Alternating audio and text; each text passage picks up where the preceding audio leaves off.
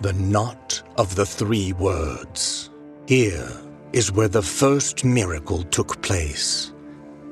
One devout and tormented youngster asked the high will for punishment. He placed a wooden log where he sat and prayed. He prayed hoping to be heard. He prayed for pain, so he could ease the guilt that sharply pierced his soul. Then the miracle manifested itself. It made roots grow and twist over his arms and legs. The High Will has granted me the opportunity to help you, while my body remains a blue flame. Something that has become of great interest to me recently is the concept of the High Will.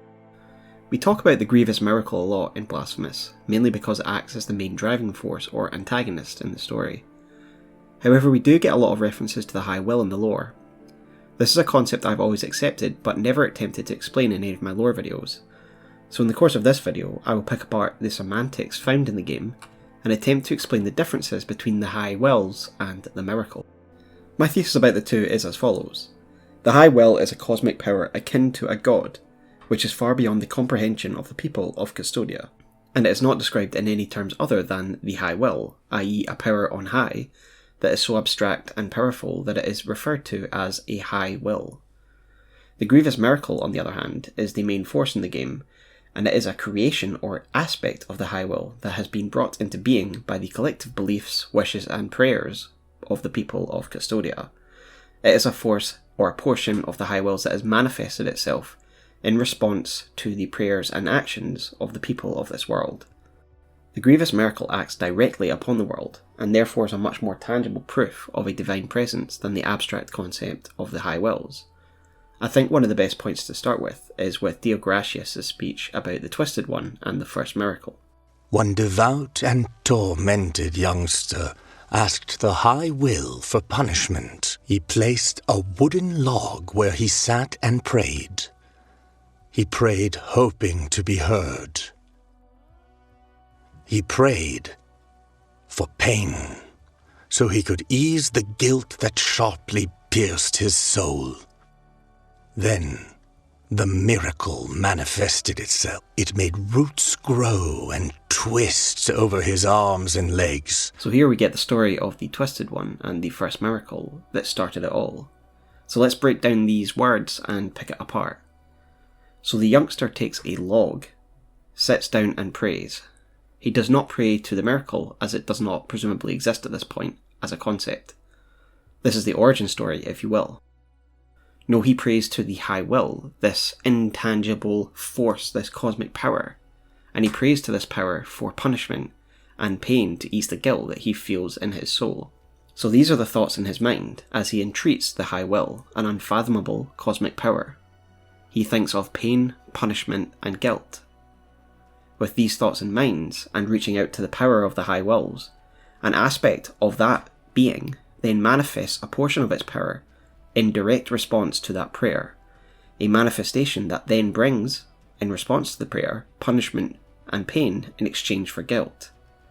This is the miracle, and it was created from these ideas as an aspect or a portion of the High Will in response to the prayers of the people of Custodia. Then there is the log, so it manifested itself, and the first thing it manifests or interacts with is with the log that the youngster had brought with him, and it immediately answers the prayer through this log. It manifests into the material plane through this log.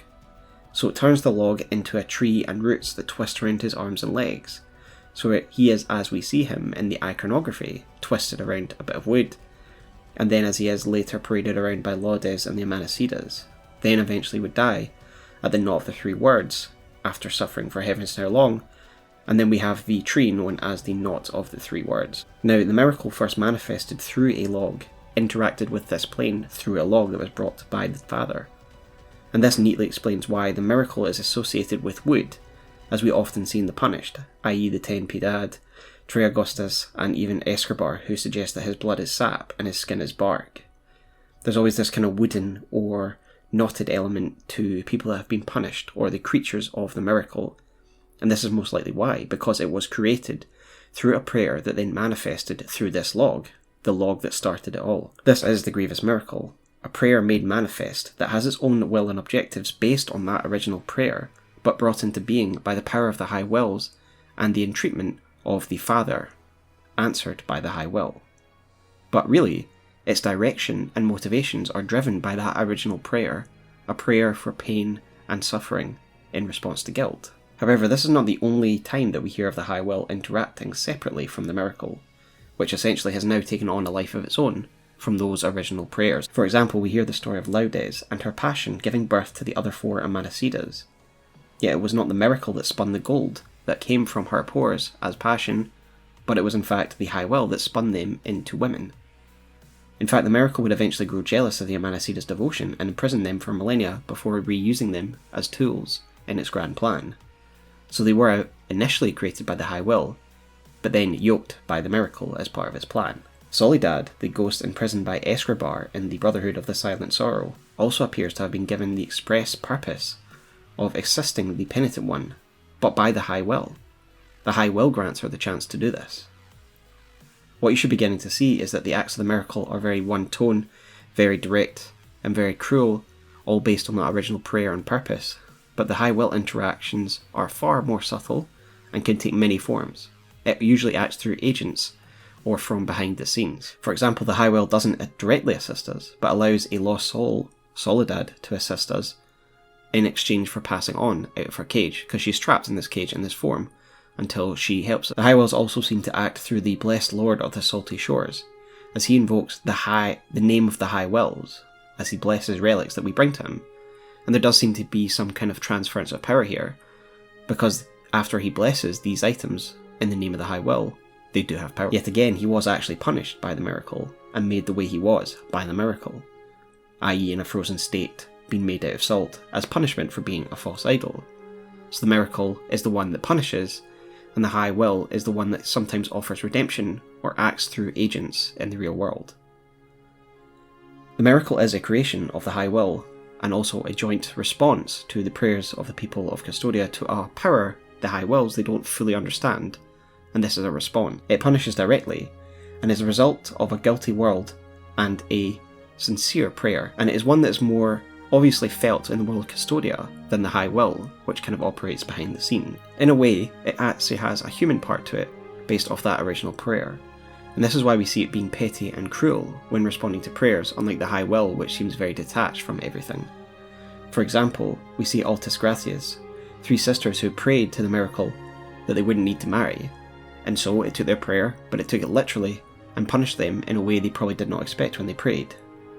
It twisted them, and granted their prayer in the cruelest way imaginable, as if it has a sense of irony or humour, or enjoys seeing people suffer. The miracle is therefore part cosmic and part human, based off that original prayer, and based off the creation of the High Will. The High Will to me is more abstract, more kind of like a classical god that we don't quite understand, but we know has power and we know is there. It never appears to people in a physical form or human form, but it acts through agents, and indirectly with the people of Custodia. To conclude, if we monitor the actions of the miracle, we see that there's a pattern of behaviour in the way that it acts, and the way that it responds to humans. It is summoned and created from the collective beliefs and prayers of the people. For example, the current age of corruption also began with a human, when Escribar symbolically turned his throne and his back upon the people of Custodia, in a symbolic act to denounce the lack of devotion and humility of the people and his congregation. Again, this summoned a miracle, turning him into a great tree, which once burned, turned into the great pile of ash, and the rest, as they say, history. The miracle is created from the collective beliefs and prayers of the people, and given power by the High Will. But the High Will is something itself more distant, detached, and cosmic, a force so powerful that we understand it even less than the miracle, although I've given some distinction between the two. The miracle is a creation of the High Will, and a response to devout prayers from people taken literally, whereas the High Will is a entity or force beyond our comprehension that exists in a realm we do not understand. So thanks there guys, that is my take on the High Will. Hope you enjoyed it. This is just what I've always thought about it based on the semantics of how people speak about the High Will, and how it's represented in the game. Of course, this is just my interpretation, and I'd love to hear your thoughts. If you like this video and you like Blasphemous Lore, please consider subscribing, given that I cover the game in great detail on my channel. But until next time, guys, take care, and see you in Custodia.